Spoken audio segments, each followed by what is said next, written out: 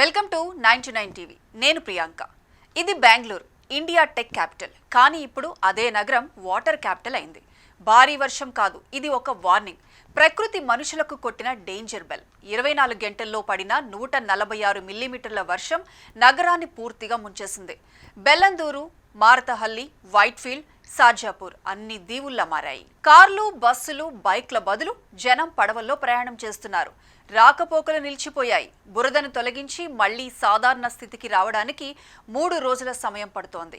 ఏటా వర్షాకాలంలో ఇదే సీన్ రిపీట్ అవుతోంది. 2,30,000 మందికి పైగా ప్రజలు నిరాశ్రయులయ్యారు.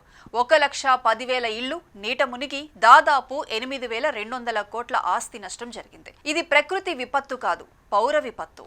నిపుణుల మాటల్లో చెప్పాలంటే 1990లో బెల్లందూరు లేకు పరివాహక ప్రాంతం 950 హెక్టార్లు. ఇప్పుడు మిగిలిందేమో కేవలం 280.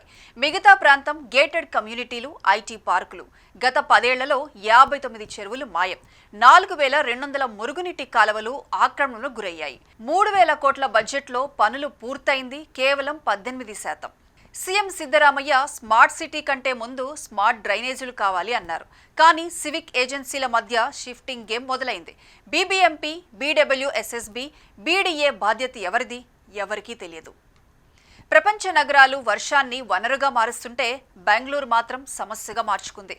సింగపూర్లో వర్షపు నీటి రీసైకిల్ రేటు 80%, బెంగళూరులో కేవలం 8%. ఇది వాతావరణ అనుకూలత కాదు, వాతావరణ అజ్ఞానం. వర్షం ప్రభావంతో 200కు పైగా టెక్ కంపెనీల కార్యకలాపాలు నిలిచిపోయాయి. 1,500 కోట్ల ఉత్పాదక నష్టం.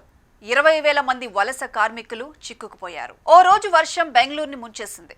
కానీ ప్రణాళికల లోటు దశాబ్దాలుగా ముంచేస్తోంది. ప్రకృతి కాదు, ప్రణాళికలే ముంచేస్తాయి.